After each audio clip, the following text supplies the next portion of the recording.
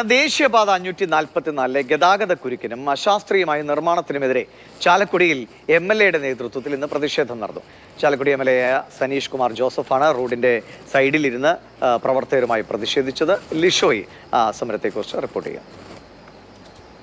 മണ്ണുത്തി എടപ്പള്ളി ദേശീയപാതയിലൂടെ വാഹനത്തിലൂടെ പോകാൻ കഴിയാത്തൊരവസ്ഥയാണ്. ദേശീയപാതയുടെ നിർമ്മാണം നടക്കുന്ന ഭൂരിഭാഗം ഇടങ്ങളിലും വലിയ ഗതാഗത കുരുക്കാണ്.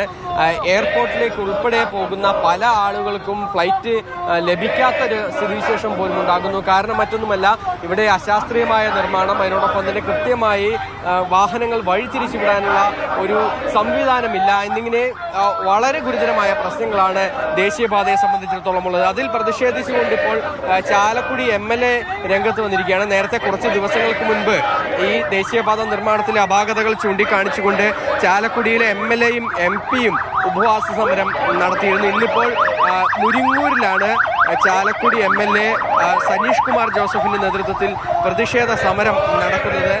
ഈ റോഡിലിരുന്നു കൊണ്ട്, റോഡിന് ഒരു വശത്തൂടെ ഗതാഗതം തടസ്സപ്പെടുത്താതെ ഒരു വശത്ത് ഇരുന്നു കൊണ്ടാണ് ഇപ്പോൾ ഉപവാസ സമരം നടത്തിക്കൊണ്ടിരിക്കുന്നത്. ഇത് കഴിഞ്ഞ ഒരു 7 മാസക്കാലമായി ചാലക്കുടിയിലെ ജനങ്ങളെ ദേശീയപാത അതോറിറ്റി ബന്ദികളാക്കിയിരിക്കുകയാണ്. ഈ അടിപ്പാതയുടെ നിർമ്മാണവുമായി ബന്ധപ്പെട്ടുകൊണ്ട് വലിയ അപകടങ്ങളാണ് ഇവിടെ നടന്നുകൊണ്ടിരിക്കുന്നത്.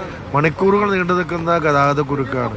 ഇവിടുത്തെ വ്യാപാര സ്ഥാപനങ്ങൾ മുഴുവൻ അടഞ്ഞു കിടക്കുന്ന ഒരു സ്ഥിതിയിലാണ്. കുട്ടികൾക്ക് സ്കൂളിൽ പോകാൻ കഴിയുന്നില്ല, ജോലിക്ക് പോകാനായിട്ട് ആളുകൾ കഴിയുന്നില്ല. അപകട കുഴികളും അപകടബാധയുമായിട്ട് മാറിയിരിക്കുകയാണ്. ഈ ദേശീയപാത അതോറിറ്റിയുടെ മേൽ സർക്കാരിന് യാതൊരു വിധത്തിലുള്ള കടിഞ്ഞാണും ഇല്ല എന്നുള്ളതാണോ ഇതിൽ? അല്ല, ദേശീയപാത സർക്കാർ നോക്കുകുത്തിയായിട്ട് നിൽക്കുകയാണ്. ഇപ്പോൾ കഴിഞ്ഞ ദിവസം മുഖ്യമന്ത്രി ട്രെയിനിൽ പോകുന്നു, ഈ റോഡ് ഒഴിവാക്കി പോകുന്നു. മുഖ്യമന്ത്രിക്ക് അങ്ങനെ പോകാൻ പറ്റും. ചാലക്കുടിയിലെ ജനങ്ങൾക്ക് ഈ റോഡ് ഒഴിവാക്കി പോകാൻ കഴിയുന്ന ഒരു സാഹചര്യം ഇല്ല. ഇപ്പോൾ 36 മണിക്കൂർ 5 അപകടങ്ങളാണ് ഉണ്ടായത്. അപകട കുഴികളാണ്. ഒരു തരത്തിലുള്ള സുരക്ഷാ മുൻകരുതലും ദേശീയപാത അതോറിറ്റി ഈ നിർമ്മാണവുമായി ബന്ധപ്പെട്ട് എടുത്തിട്ടില്ല.